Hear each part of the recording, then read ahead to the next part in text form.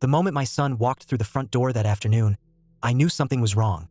His shoulders were tense, his jaw clenched, and his eyes, usually filled with the playful mischief of a teenage boy, were dark with frustration. "What happened?" I asked, setting my coffee down on the table, bracing myself for whatever had put that storm in his eyes. He hesitated for a second, then sighed. "I got suspended." The words hung in the air, thick with a mixture of shame and defiance. My heart sank. My son had never been a troublemaker, quite the opposite. He was kind and respectful, the kind of kid who always tried to do the right thing. "Why? What happened?" His fists clenched at his sides. "3 guys cornered me at school. They started messing with me, pushing me. I ignored them. I tried to walk away, but one of them blocked my way. I felt my pulse quicken, my protective instincts kicking in. And then..." He looked down, taking a deep breath, steadying himself before continuing. "One of them, he said something awful. He said..." His voice broke for the briefest moment before he forced himself to continue. "He said he was glad you're in a wheelchair, and that he hoped one of your seizures would kill you."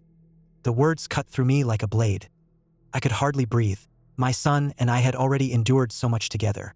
We had already suffered a loss so deep it left a permanent scar on our hearts. My daughter, his baby sister, passed away when she was only 14 months old. It had been nearly 11 years, but grief never truly fades. It just shifts, taking a different shape. For my son to hear those cruel words, to have our pain turned into a weapon against him, was unbearable. I swallowed hard, trying to keep my voice steady. And then, his gaze met mine, and there was no regret in his eyes, only resolve. I punched him, right in the nose.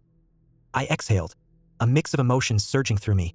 Pride, sadness, anger, understanding. The school didn't care what he said. My son continued. "They just saw the fight, so they suspended me." I felt my hands tremble, but not with disappointment. No, it was something else entirely. "Get your jacket," I said, standing up. "What?" He looked at me, confused. "We're going for ice cream." For the first time since he walked in the door, I saw the corner of his mouth lift, the weight on his shoulders ease just a little.